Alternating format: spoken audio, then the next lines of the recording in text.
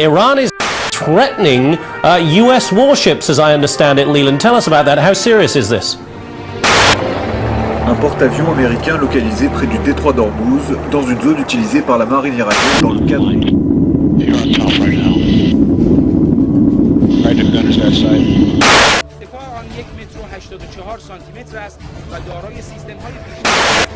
جدیدترین تجهیزات نیروی دریایی ارتش در رزمایش ولایت نبرد.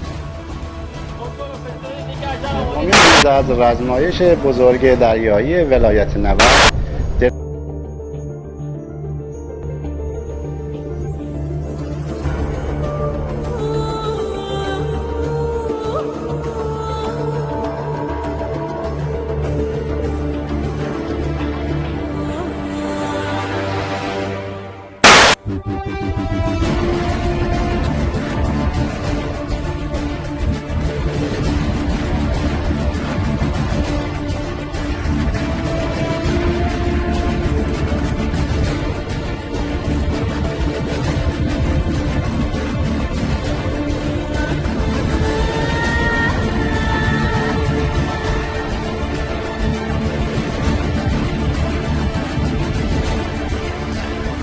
Alors donc, étant donné que la Lune est un marqueur pour Israël, on peut supposer qu'alentour de ce qui se passe à Israël, les États-Unis d'Amérique il va avoir un rôle très important, très destructeur.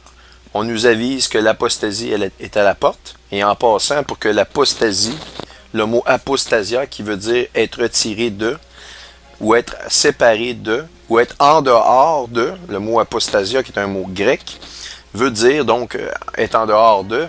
Donc on parle la foi, l'apostasie. Pour qu'une vraie apostasie arrive sur la terre, il faut qu'il se produise un événement qui est absolument logique, qui doit se produire. Parce que vous qui êtes croyants, vous êtes d'accord donc avec moi que si vous êtes croyant, et vous êtes avec le Seigneur, parce qu'il n'y a aucune autre façon de se justifier devant Dieu que d'être que d'avoir donné sa vie au Seigneur Jésus. Donc, vous êtes donc né de nouveau. En étant né de nouveau, vous avez reçu l'Esprit Saint. Vous avez l'Esprit Saint, vous êtes avec le Seigneur. Tout ce que vous avez fait, vous l'avez passé par le Seigneur. La Bible nous dit, il n'y a aucun autre nom que celui du Seigneur qui a été donné pour se justifier devant Dieu. Donc, si l'apostasie est arrivée sur terre, eh bien, c'est impossible que vous soyez encore sur la terre, parce que si vous êtes des croyants, il s'agit qu'un de nous soit encore sur la terre, croit. On ne peut pas dire que c'est l'apostasie. L'apostasie, ce n'est pas, oui, il y a juste 10 croyants. Aux yeux de Dieu, ça vaut rien, les 10 croyants sur la terre. Chacun de nous est important. On est comme la prunelle de ses yeux. On est vraiment important pour l'Éternel, pour le Seigneur. On est vraiment, vraiment important. Et à ses yeux, il n'y a qu'une seule façon d'être vu comme étant croyant et étant dans la foi et en marcher dans la lumière, si vous voulez. C'est celui qui a donné sa vie à Christ. Donc, l'apostasie, pour qu'elle se produise, il faut que l'ensemble des croyants, l'ensemble de l'Église ou de l'Assemblée, si vous voulez, des croyants, disparaissent de la surface de la terre. Il n'y a aucune autre façon, moi j'en vois pas d'autre. Et d'autant plus qu'on regarde le mot apostasia, qui veut dire être en dehors de. Donc, ça laisse supposer que les croyants seront retirés ou seront mis à part ou en dehors de. Et je mets vraiment l'accent là-dessus, c'est vraiment important. Je pense, en fait, je suis convaincu, moi, personnellement, que ça annonce l'imminence de l'enlèvement. Ici, on a ici que l'humanité, c'est un message clair à l'humanité, vous ne pouvez vous sauver vous-même. Regardez votre Créateur. L'aigle ici, qui est dans le milieu des deux, a une relation directe avec Zeus, qui est l'Esprit de Dieu.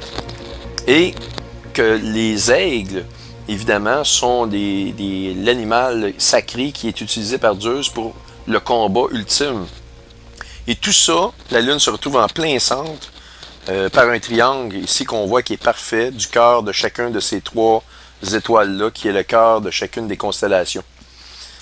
Alors, c'est assez exceptionnel et surtout ici de voir que le Capricorne, eh bien, dans la mythologie, on nous dit qu'il a une caractéristique de poisson et de chèvre et que cette caractéristique-là de poisson disparaît pour faire place à 100% de la caractéristique de chèvre. On va regarder des versets là-dessus, poisson versus les boucs ou les chèvres.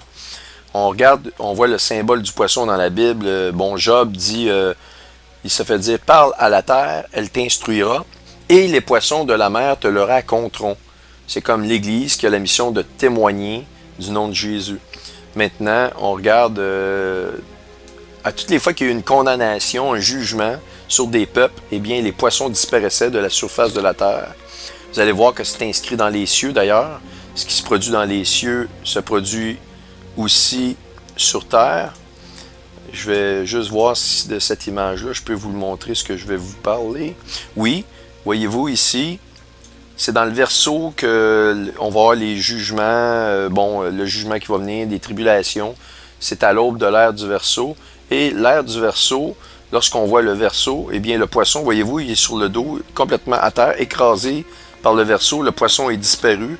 Le poisson est effacé de la surface de la terre. Et au sens des vivants, va mourir. Donc il n'y aura plus de poissons sur la terre.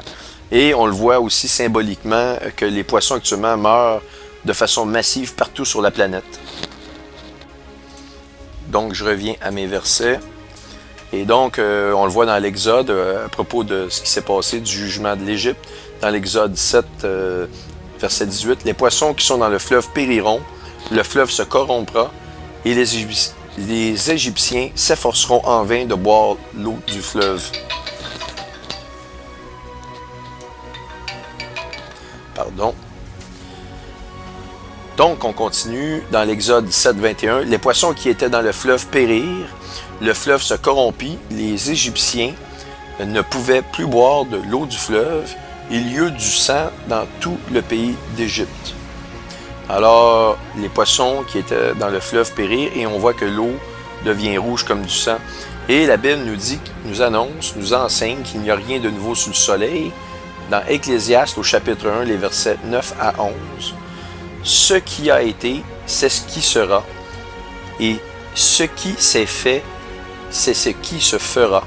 Il n'y a rien de nouveau sous le soleil. S'il est une chose dont on nous dise, voici ceci, c'est nouveau. Cette chose existait déjà dans les siècles qui nous ont précédés. » Alors, on nous dit aussi, on ne se souvient pas de ce qui est ancien, et ce qui arrivera dans la suite ne laissera pas de souvenir chez ceux qui vivront plus tard. Autrement dit, l'humanité, on s'appelle de la génération de nos pères. Quand ils décèdent, on s'appelle un peu de ceux de nos grands-parents. Mais nos arrière-grands-pères, c'est loin. Dans notre tête, c'est comme... On se demande s'ils ont vraiment existé. Puis si vous dépassez les arrière-arrière-grands-pères, écoute, c'est complètement abstrait dans notre tête.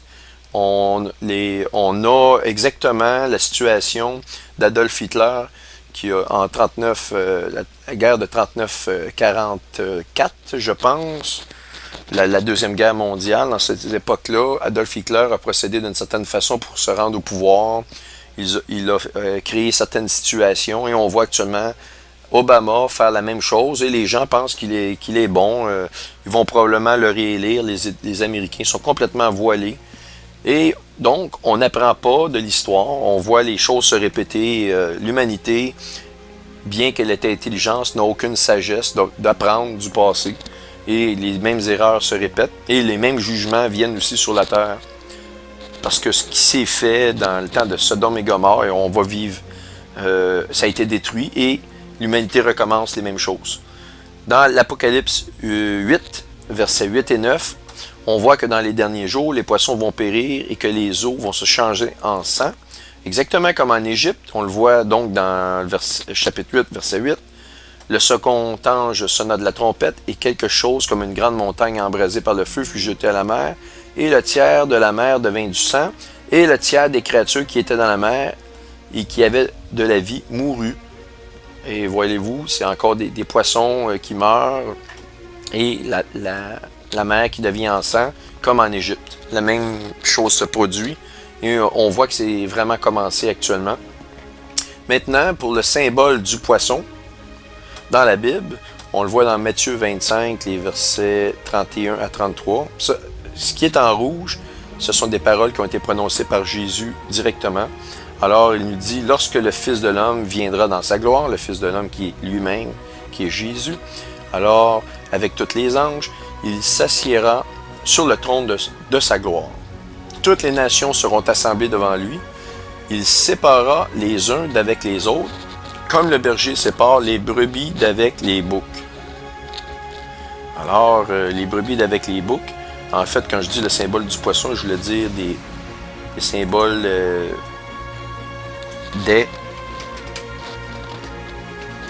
des boucs. Je vais l'ajouter. Je viens de faire ce texte-là, je l'ai révisé, mais je révise rapidement. Et, il y a peut-être même quelques fautes qui sont demeurées. Donc, voyez-vous ici, il va séparer les brebis des boucs. Et on sait que les brebis, ce sont les personnes qui constituent son assemblée ou son église, ou les croyants, si vous voulez, se font appeler les brebis. Donc, les boucs ne sont pas gentils. Et donc, on revient à l'image de cette image-là ici. Pricus, le chevron poisson. Donc, le poisson qui est comme un peu comme la caractéristique du chrétien. La chèvre, le mauvais. Et ça devient chèvre à 100%, l'apostasie.